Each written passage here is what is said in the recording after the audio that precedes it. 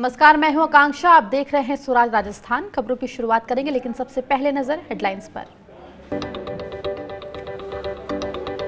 गिले शिकवे भूल अशोक गहलोत से मिले सचिन पायलट। मुख्यमंत्री आवास पर कांग्रेस विधायक दल की बैठक में फैसला, विश्वास प्रस्ताव लाएगी कांग्रेस। पायलट की वापसी के साथ ही कांग्रेस का बड़ा फैसला, विश्वेंद्र सिंह और भंवरलाल शर्मा का निलंबन खत्म। ऑडियो टेप विवाद में भंवरलाल शर्मा को किया गया था सस्पेंड। राजस्थान में शुक्रवार से शुरू होगा विधानसभा का सत्र के पहले दिन बीजेपी लाएगी अविश्वास प्रस्ताव। विपक्ष के नेता गुलाब चंद कटारिया का ऐलान। बीएसपी विधायकों का कांग्रेस में विलय के मामले में बीजेपी विधायक मदन दिलावर को झटका। सुप्रीम कोर्ट ने दखल देने से किया इनकार। याचिका में सभी 6 विधायकों को अयोग्य ठहराने की थी मांग। और स्वतंत्रता दिवस से पहले जोश में है झुंझुनू के सेडूराम। आजाद हिंद फौज के सिपाही के तौर पर लड़ी थी आजादी की जंग। 103 साल के बुजुर्ग हैं सेडूराम।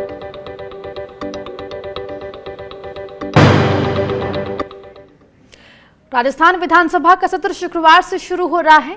इससे पहले गुरुवार को कांग्रेस विधायक दल की बैठक हुई, वहीं गुरुवार को ही बीजेपी विधायक दल की भी बैठक हुई।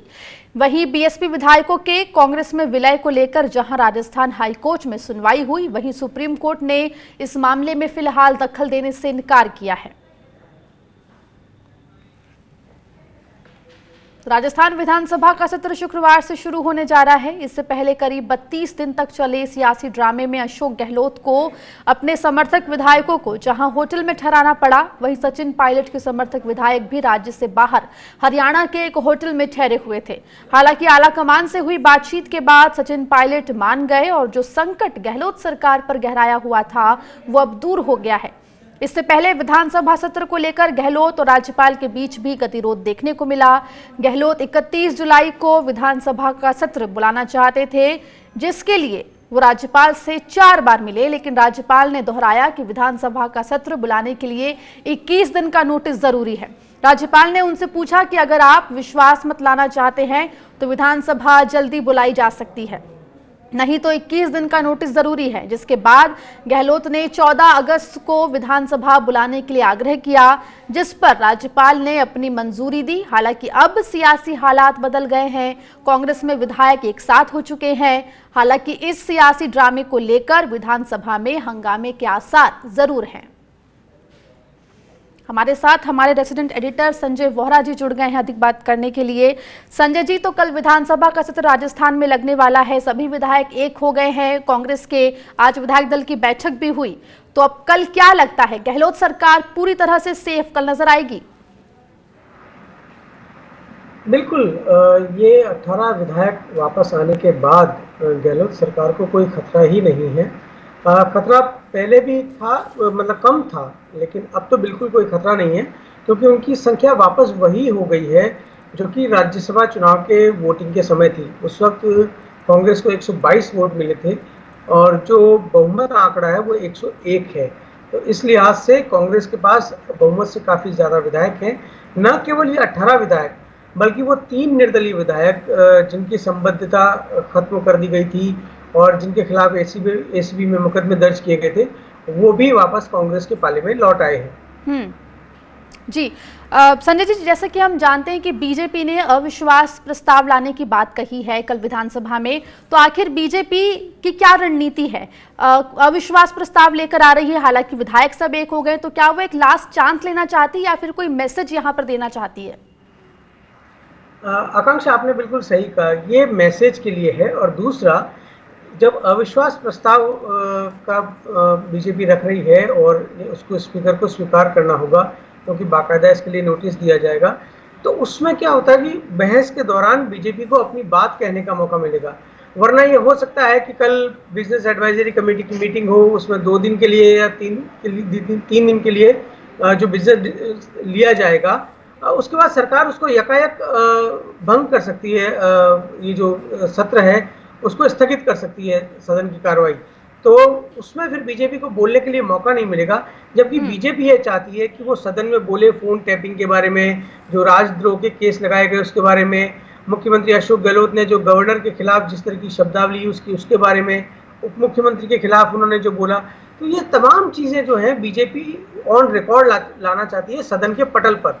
तो इसलिए वो उसने ये अविश्वास का प्रस्ताव रखा है, वरना वो ये जानती है कि गहलोत सरकार के पास बहुमत है और सरकार गिरने की कोई संभावना नहीं है।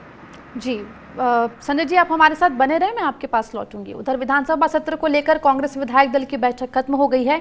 इस बैठक के बाद सीएम गहलोत ने कहा कि वो खुद विश्वास प्रस्ताव लेकर आएंगे और जिस किसी विधायक की कोई शिकायत होगी उससे दूर किया जाएगा। वहीं कांग्रेस महासचिव केसी वेणुगोपाल ने कहा कि कांग्रेस एकजुट है और पार्टी बीजेपी की गंदी राजनीति के खिलाफ लड़ेगी। आपको बता दें कि कांग्रेस विधायक दल की बैठक सीएम के आवास पर हुई। इससे पहले मुख्यमंत्री अशोक गहलोत और सचिन पायलट गर्मजोशी के साथ मिले। दोनों के बीच अब नाराजगी खत्म हो गई है। कांग्रेस के विधायक दल की बैठक में शामिल होने के लिए सचिन पायलट सीएम गहलोत के आवास पर पहुंचे। सचिन पायलट अशोक गहलोत के बगल में बैठे। दोनों नेता अपने चेहरे पर मास्क लगाए दिखे। इस अवसर पर केसी वेणुगोपाल, रणदीप सिंह सुरजेवाला, अविनाश पांडे और गोविंद सिंह डोटासरा जैसे बड़े नेता भी मौजूद रहे। वहीं इसके पहले कांग्रेस विधायक दल की बैठक के लिए जयपुर के होटल से एक बस में सवार होकर विधायक मुख्यमंत्री के आवास पर पहुंचे थे। अशोक गहलोत ने कहा कि जो बातें हुई उन्हें भूल जाएं।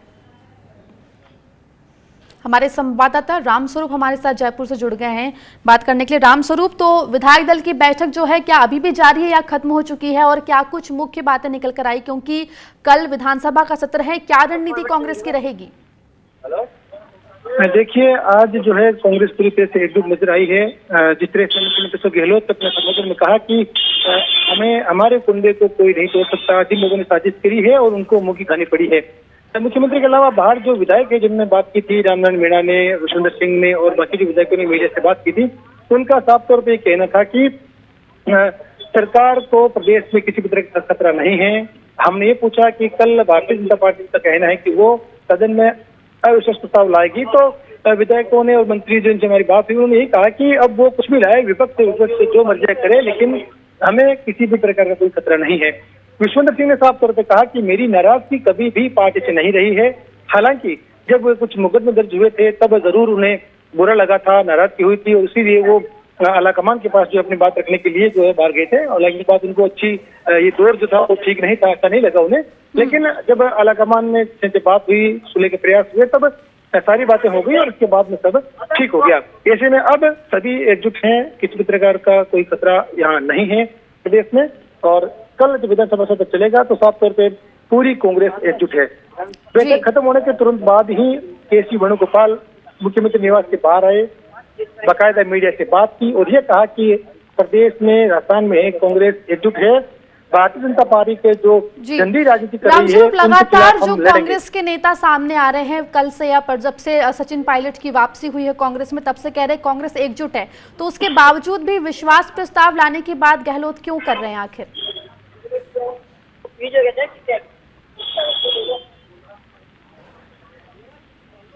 रामस्वरूप, क्या आपको मेरी आवाज मिल रही है? सवाल दोबारा दोहराएं। जी रामस्वरूप, मैं कह रही हूँ कि जब से सचिन पायलट की वापसी कांग्रेस में हुई है, कांग्रेस के नेता यही कह रहे हैं कि कांग्रेस एकजुट हो गई राजस्थान में, तो उसके बाद फिर गहलोत आखिर विश्वास प्रस्ताव लाने की बात क्यों कर रहे हैं विधानसभा सत्र के दौरान? जी, आज दोपहर को जब भाजपा मुख्यालय में बैठक हुई थी तब उन्होंने ये कहा था कि हम जो है कल अविश्वास प्रस्ताव सदन में लाएंगे। तो उसके जवाब में मुख्यमंत्री अशोक गहलोत ने कहा था कि वो अविश्वास प्रस्ताव क्या लाएंगे, हम भी विश्वास सदन मत ले आएंगे, हमें बोलने का मौका, उनको बोलने का मौका नहीं देंगे। एक सबसे महत्वपूर्ण बात यह है कि अगर जब कोई अविश्वास प्रस्ताव लाया जाता है तो बोलने की शुरुआत जो है उस प्रस्ताव लाने वालों की तरफ से होती है। लेकिन अगर सरकार अपनी तरफ से जो है विश्वास मत लाती है तो सरकार को बोलने का पूरा मौका मिलता है, शुरुआत वो खुद करती है। तो इस लिहाज से देखा जाए तो जरूरी नहीं कि विश्वास मत जो है, ऐसा लगता है कि विश्वास मत भी लाया जा सकता है, क्योंकि अगर विश्वास मत लाया जाता है तो पूरी बातें कहने का मौका जो है शुरुआत से लेकर के एंड तक जो है जो प्रस्ताव लेकर आते हैं उनको बोलने का पूरा मौका मिलता है और बाकी विपक्ष को बोलने का मौका कम मिलता है। लेकिन अगर विपक्ष यानी कि भाजपा अगर विश्वास प्रस्ताव लाती है तब शुरुआत भाजपा की ही करेगी बोलने की, उनकी भी सुनना पड़ेगा, उसके बाद में जो इनका पक्ष जाना जाता है। इसलिए में इस नौबत से बचने के लिए मुख्यमंत्री अशोक गहलोत ने कहा कि वो विश्वास प्रस्ताव क्या लाएंगे, हम उनसे पहले विश्वास मत ला करके साबित कर देंगे कि हम एकजुट हैं। जी रामस्वरूप, शुक्रिया इस जानकारी के लिए। उधर जयपुर में बीजेपी विधायक दल की भी बैठक हुई, जिसमें बीजेपी के वरिष्ठ नेता और पूर्व मुख्यमंत्री वसुंधरा राजे, केंद्रीय मंत्री नरेंद्र सिंह तोमर, वी सतीश, अविनाश राय खन्ना, नेता प्रतिपक्ष गुलाब चंद कटारिया, राजेंद्र राठौड़, प्रदेश अध्यक्ष सतीश पूनिया भी शामिल हुए। वहीं पूर्व मुख्यमंत्री वसुंधरा राजे ने कांग्रेस पर हमला करते हुए कहा कि कांग्रेस ने जनता का नहीं खुद के हितों का ध्यान रखा। वसुंधरा ने आरोप लगाते हुए कहा कि कांग्रेस ने उनकी सरकार की योजनाओं के नाम बदले हैं। वहीं नेता प्रतिपक्ष गुलाब चंद कटारिया ने कहा कि बीजेपी ने पूरी तैयारी की है, वो सदन में अविश्वास प्रस्ताव लाएंगे और ये अविश्वास प्रस्ताव सदन में पहले दिन ही लाया जाएगा। गुलाब चंद कटारिया ने हमला करते हुए यह भी कहा कि पूरी सरकार 1 महीने से बाड़े में बंद है। उन्होंने सरकार पर योजनाओं की अनदेखी का भी आरोप लगाया और कहा कि ये सरकार विरोधाभास की सरकार है। सरकार के विग्रह से लेकर कल तक भी सरकार में एक भारी विरोधाभास है और ऐसी सरकार, जैसा माननीय नेता प्रतिपक्ष ने कहा कि कितने दिन चलेगी, इसके भविष्य के बारे में नहीं कहा जा सकता।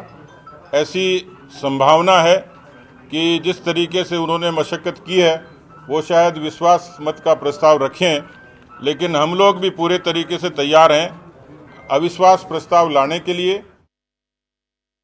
जिस प्रकार का उन्होंने समय समय पर बयान दिया, मैं सोचता हूँ एक नहीं कई प्रकार की समस्याएं इस समय राजस्थान में हैं। हमने अपने प्रस्ताव में उन सारे बिंदुओं को दिया है जो आज की तारीख में राजस्थान में ज्वलंत समस्या में कोशिश की है पेचिंग की, लेकिन आप सब लोग देख रहे हो कि एक पूरब जा रहा तो एक पश्चिम जा रहा है, एक को पकड़ के ला रहे तो दूसरा जैसलमेर जा रहा है। ऐसी गति में मुझे लगता है कि सरकार ज़्यादा दिन तक जी नहीं सकेगी। भले ही इसका टाँका लगाने की कोशिश किया पर कपड़ा फट चुका है, तो आज नहीं कपड़ा फटेगा। बात करने के लिए हमारे साथ जुड़े हुए हैं संजय बोरा जी। संजय जी, तो बीजेपी यहाँ पर जिस तरह से बयान सामने आ रहे हैं, लग रहा है कि कोई भी मौका छोड़ना नहीं चाहती सरकार के ऊपर हावी होने का। जिस तरह से इस पूरे सियासी ड्रामे में हमने देखा कि बीजेपी के ऊपर लगातार खरीद फरोख्त के आरोप कांग्रेस लगाती रही है, तो कल का जो विधानसभा सत्र का जो मौका मिला है उसको भुनाने की कोशिश में क्या बीजेपी नजर आ रही है? बिल्कुल आकांक्षा, वो इस विधानसभा सत्र को हाथ से नहीं जाने देना चाहती। वो पूरी तरह इन तमाम मुद्दों को सामने रखेगी, उन पर अपनी बात कहेगी, हमला बोलेगी सरकार पर, उसको घेरने की कोशिश करेगी। लेकिन इसके साथ साथ बीजेपी एक संदेश भी देना चाहती है। देखिए, ऑपरेशन कमल की जो बात की जा रही है वो यहाँ पर भले ही अभी सफल नहीं हुआ हो, क्योंकि सचिन पायलट के साथ केवल 19 विधायक थे, लेकिन इसका मतलब ये नहीं है कि बीजेपी कोशिश छोड़ देगी। पर साथ ही वो ये भी नहीं चाहती कि उसके ऊपर ये दाग लगे कि उसने सरकार गिराई है। इसलिए ये जनता में मैसेज देना चाहती है कि ये कांग्रेस पार्टी जो है उसके भीतर अंतर्विरोध है और उसके भीतर जो ये आपसी कलह है उसकी वजह से सरकार में कभी न कभी बिखराव आएगा, पार्टी में बिखराव आएगा। तो इसके लिए बीजेपी को दोष देना गलत है। लेकिन सच ये है कि बीजेपी चाहेगी कि जब भी ऐसी कोई परिस्थिति उत्पन्न हो तो वो कोशिश करती रहेगी कि गहलोत सरकार को गिराया जाए बिना अपने ऊपर इल्जाम लिए। जी संजय जी, जिस तरीके से गुलाब चंद कटारिया जब मीडिया से रूबरू हुए, उन्होंने कहा कि सरकार जो है वो टांका लगाकर उसको जोड़ने की कोशिश कर रहे हैं, तो अभी जो हालात हैं आपको क्या लगता है, क्या पूरे विधायक एकजुट हो चुके हैं या अभी भी कोई ना कोई 1-2 जगह पर टांके लगे हुए हैं? देखिए आकांक्षा, ऐसा है कि अगर हम तकनीकी रूप से बात करें तो ये सरकार सुदृढ़ है, इसको कोई खतरा नहीं है, क्योंकि जब भी विधानसभा में जरूरत पड़ेगी तो वोट इस सरकार के पक्ष में ही गिरेंगे, कांग्रेस पार्टी के, निर्दलीय के और जो समर्थन देने वाली पार्टियां हैं। लेकिन जहां तक मतभेद का सवाल है, वो किस पार्टी में नहीं होते। ऐसा नहीं है कि कांग्रेस सरकार में है, कांग्रेस में मतभेद है, खुद बीजेपी में मतभेद है। हमने देखा कि उनको अपने 18 विधायकों को बाहर गुजरात में और मध्य प्रदेश ले जाना पड़ा। हमने देखा है कि जो पूर्व मुख्यमंत्री वसुंधरा राजे हैं, उनके गृह जिला है, उनका जो होम कॉन्स्टिट्यूएंसी है, वहां के विधायकों ने जाने से मना कर दिया जब तक कि वसुंधरा राजे उनको ना कह दें। हमने ये भी देखा है कि वसुंधरा राजे पर ये आरोप लगे कि वो अशोक गहलोत से मिली हुई है। तो ये केवल कांग्रेस की राजस्थान की बात नहीं है या भारतीय जनता पार्टी की बात नहीं है। हर राजनीतिक दल में, हर प्रदेश में और केंद्रीय स्तर पर एक महत्वाकांक्षा हर नेता में होती है और उसके चलते टकराव भी होते हैं, मतभेद भी होते हैं, मनभेद भी होते हैं। तो ये केवल अकेले कांग्रेस की बात नहीं है। निश्चित रूप से ये विधायक जो अलग गए थे उनमें नाराजगी बनी रहेगी, जिस तरीके के बयान एक दूसरे के खिलाफ दिए गए, लेकिन सरकार से इसको कोई खतरा होगा ऐसा मुझे नहीं लगता। जी संजय जी, आप हमारे साथ बने रहें। यहाँ पर वक्त एक छोटे से ब्रेक का है, फौरन लौट रहे हैं।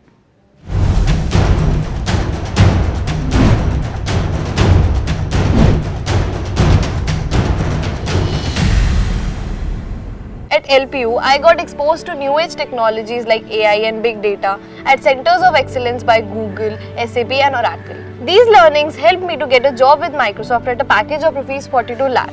Think big, Lovely Professional University.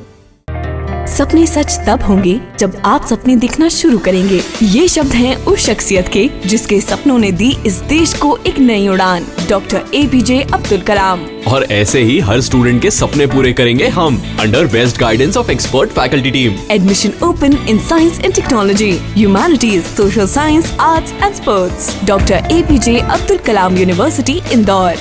For the details, contact 1800-300-26072। क्या खत्म हो जाएगी MSP? किसान तो कर्जे में जा रहा है, किसान को कुछ भी नहीं बच रहा है। क्या कभी हो पाएगी किसानों की आय दोगुनी? क्यों किसानों से बड़े हैं कॉर्पोरेट के मुद्दे? क्या कभी मिल पाएगी हमारे किसानों को भी पश्चिमी देशों के किसानों जैसी सब्सिडी? क्यों भारत में बढ़ रहे हैं अमेरिका और चीन के कृषि उत्पाद? क्यों किसान के लिए महंगा है कर्ज और कॉर्पोरेट के लिए सस्ता? क्यों कोई नहीं सुनता आवाज किसानों की? जुड़िए मेरे साथ हिंद किसान की बात स्वराज एक्सप्रेस पर। स्ट्रीम कोई भी हो, बेस्ट करियर ऑप्शन के लिए है Bhabha university. Best faculty, world class infrastructure, scholarships, hitech labs, 27 acre of lush green campus, hostel facility, admissions open for engineering, pharmacy, dental, computer application, management and agriculture. Bhabha university at Hoshangabad road, Bhopal. Call 91650 25500।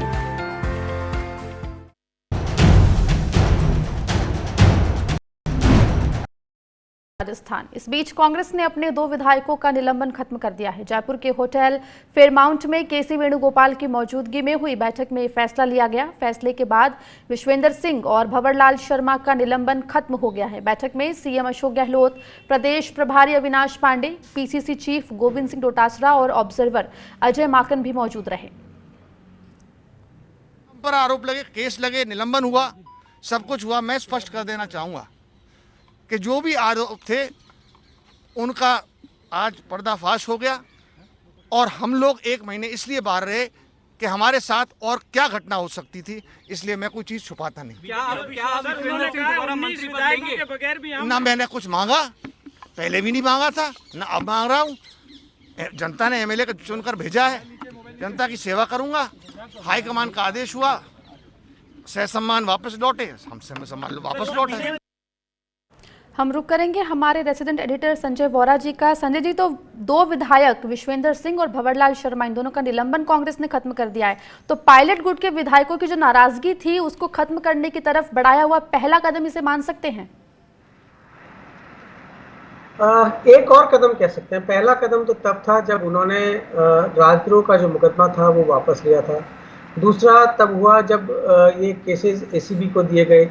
उसके बाद जो voice samples लेने थे वो voice samples नहीं लिए गए। ACB जो लगातार नोटिस भेज रही थी उसने नोटिस देना बंद किया। तो ये सारे ग्राउंड्स जो थे वो पहले से तैयार हुए और अब ये औपचारिकता रह गई थी, क्योंकि जब इन विधायकों ने पार्टी में इनको वापस लेना है, इनको अपने साथ रखना है, सरकार बचानी है, तो जाहिर है कि फिर आप इनको निलंबित रख के तो उनको साथ नहीं ले सकते। जब हम निर्दलीय विधायकों को देख रहे हैं, 3 निर्दलीय विधायक जिनकी संबद्धता कांग्रेस पार्टी से थी उसको खत्म कर दिया गया था, लेकिन वो भी आकर मिले मुख्यमंत्री से। तो उसके बाद ये तो पार्टी के विधायक है तो इनको तो साथ में रखना ही था। तो अब ये एक औपचारिकता थी जो कि पूरी की गई है। जी संजय जी, जिस तरीके से आज अशोक गहलोत ने ट्वीट किया था फॉरगेट एंड फॉरगिव, तो विधायक सारे एक हो गए हैं। सरकार वहां पर जैसा कि आपने भी बताया कि स्ट्रांग है, कोई खतरा सरकार को नहीं है, लेकिन ये फॉरगेट और फॉरगिव की पॉलिसी कब तक आपको चलती नजर आ रही है? नहीं, ये नहीं होगा, ना कोई भूलेगा और ना कोई क्षमा करेगा। वैसे राजनीति में कभी नहीं कह सकते कि कब क्या होगा, और जब तक मतलब सत्ता है, जब तक स्वार्थ सत्ता है तब तक सब लोग साथ बने रहते हैं और आपको लगेगा कि सब कुछ बढ़िया है, तो ऊपर से सब कुछ आपको ठीक लगेगा, लेकिन भीतर ही भीतर ना कोई भूलेगा और ना कोई क्षमा करेगा। आप क्या सोचते हैं कि सचिन इस बात को हजम कर जाएंगे कि उनको नाकारा, नालायक और निकम्मा बोला गया था, या मुख्यमंत्री अशोक गहलोत के लिए जो कहा गया था उनके विधायकों द्वारा कि हमें उनकी गुलामी करनी पड़ती है, या प्रताप सिंह खाचरियावास ने जो बयान दिए सचिन पायलट के खिलाफ, कोई नहीं भूलेगा। ये भुलाए जाते हैं केवल फौरी तौर पर, स्वार्थ के लिए। तो अगर स्वार्थ जब तक रहेगा तब तक ये लोग साथ रहेंगे और इसी तरीके से सरकार चलती रहेगी। लेकिन जिस दिन इनको लगेगा कि अब उनको कहीं और फायदा होने वाला है, तो ये तमाम मतभेद वापस सामने आएंगे। जी शुक्रिया संजय जी हमसे जुड़ने के लिए और बात करने के लिए। उधर राजस्थान के 6 बीएसपी विधायकों की अयोग्यता के मामले में सुप्रीम कोर्ट ने दखल देने से इनकार कर दिया है। सर्वोच्च अदालत ने कहा कि इस मामले की हाईकोर्ट में सुनवाई लंबित है। आपको बता दें कि बीजेपी के विधायक मदन दिलावर और बीएसपी ने विधानसभा अध्यक्ष के आदेश पर रोक लगाने का अनुरोध किया था। आपको ये भी बता दें कि विधानसभा अध्यक्ष ने बीते साल बीएसपी के सभी 6 विधायकों के कांग्रेस के में विलय को मंजूरी दी थी। जिन विधायकों ने बीएसपी छोड़कर कांग्रेस ज्वाइन की थी उनका नाम संदीप यादव, वाजिब अली, दीपचंद खेरिया, लखन मीणा, जोगेंद्र अवाना और राजेंद्र गुदा है। इन सभी ने 2018 में विधानसभा चुनाव में बीएसपी उम्मीदवार के तौर पर जीत हासिल की थी। इन विधायकों के कांग्रेस में शामिल होने से अशोक गहलोत सरकार को मजबूती मिली और 200 सदस्यीय विधानसभा में पार्टी की संख्या 107 हो गई। आपको ये भी बता दें कि इन विधायकों ने पिछले साल 16 सितंबर को कांग्रेस में विलय की याचिका दी थी और 2 दिन बाद विधानसभा अध्यक्ष ने एक आदेश के जरिए इसे मंजूरी दे दी थी। हालांकि याचिकाकर्ता के वकील की दलील है कि ये विलय देश के दल बदल कानून के प्रावधानों के खिलाफ है। उधर राजस्थान में बीएसपी के 6 विधायकों के कांग्रेस में विलय को लेकर हाईकोर्ट शुक्रवार को भी सुनवाई करेगा। ये सुनवाई शुक्रवार सुबह 10:30 बजे होगी। बीजेपी विधायक मदन दिलावर और बीएसपी के महासचिव सतीश चंद्र मिश्रा की ओर से दायर याचिका में विधायकों की सदस्यता रद्द करने की मांग की गई है। इससे पहले गुरुवार को इस मामले की सुनवाई हुई, जिसमें जस्टिस महेंद्र गोयल की एकल पीठ में हुई सुनवाई। इस दौरान विधानसभा अध्यक्ष की तरफ से वरिष्ठ वकील कपिल सिब्बल ने पैरवी करते हुए कहा कि संविधान में अध्यक्ष को विधायकों के विलय को मान्यता देने का अधिकार है। ऐसे में अध्यक्ष के आदेश रिव्यू नहीं किए जा सकते हैं। वहीं विधायकों की तरफ से वकील राजीव धवन ने भी पैरवी की।